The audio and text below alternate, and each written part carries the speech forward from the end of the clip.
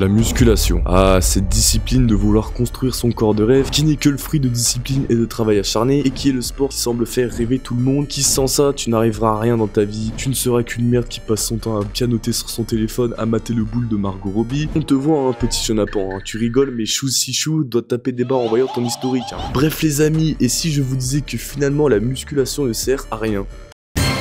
Alors avant que vous vous évanouissiez, laissez-moi faire mon disclaimer car je ne remets pas en cause ceux qui en font, car pratiquer du sport est bon pour la santé physique et mentale, voir son physique progresser et voir développer son éthique de travail. En effet, c'est une discipline qui demande beaucoup de temps et donc de la patience avant d'avoir des résultats. Bref, cela reste malgré tout bénéfique pour tout le monde et bon bah j'en pratique aussi donc je ne vais pas leur jeter la pierre. Permettez-moi jeunes gens, si je fais cette vidéo, ce n'est pas pour en dire que du bien, sinon on se ferait chier. Déjà, je vois les petits Jean Célestin dire la musculation n'est pas un sport. Alors c'est là qu'on va devoir appeler Larousse. Non, pas celui-ci, l'autre. Le sport est une activité physique exercée dans le sens du jeu et de l'effort, et dont la pratique suppose un entraînement méthodique et le respect des règles. Et bam, tu l'as dans le baba. Alors pourquoi je dis que ce sport est surcoté? En fait, il faut bien comprendre le but de la musculation, qui est certes un sport très vaste. Dans tous les sports, on fait du renforcement musculaire, que ce soit dans la boxe, le football, le handball, et même dans le sport de chambre pour les participants. Mais bien que ce sport serve dans quasi toutes les disciplines, sauf dans le golf, la musculation ne va pas t'aider à devenir meilleur socialement, ou genre devenir riche, ou encore pire, ne t'aidera pas à pécho.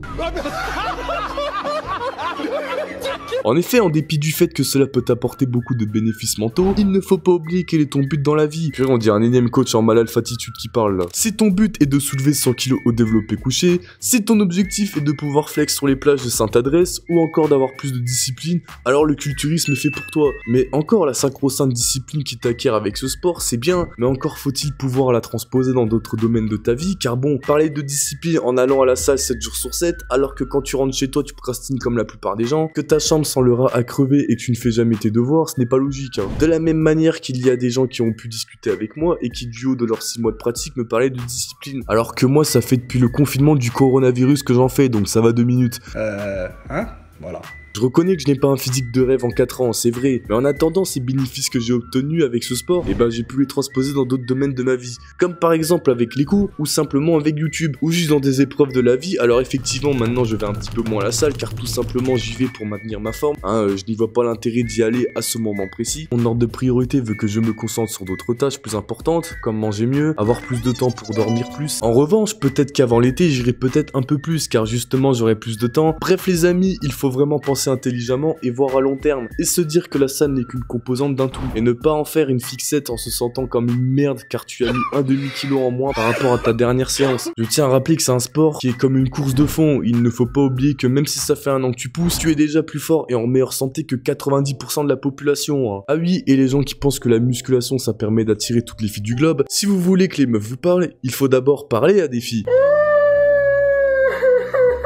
Et ouais, je sais, c'est difficile, mais bon, je vous garantis que le physique ne fait pas tout. Et j'ai une belle phrase pour résumer ça, qui est la suivante. Le physique attire, mais la mentalité fait rester.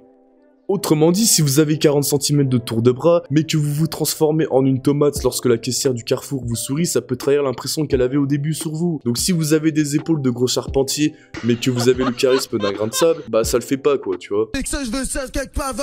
Voilà les amis, c'était une petite vidéo qui fait un peu suite à celle où je parlais de la haine de la musculation qui vous a bien plu. Sur ce les amis, restez à l'affût pour la prochaine vidéo. Allez, ciao!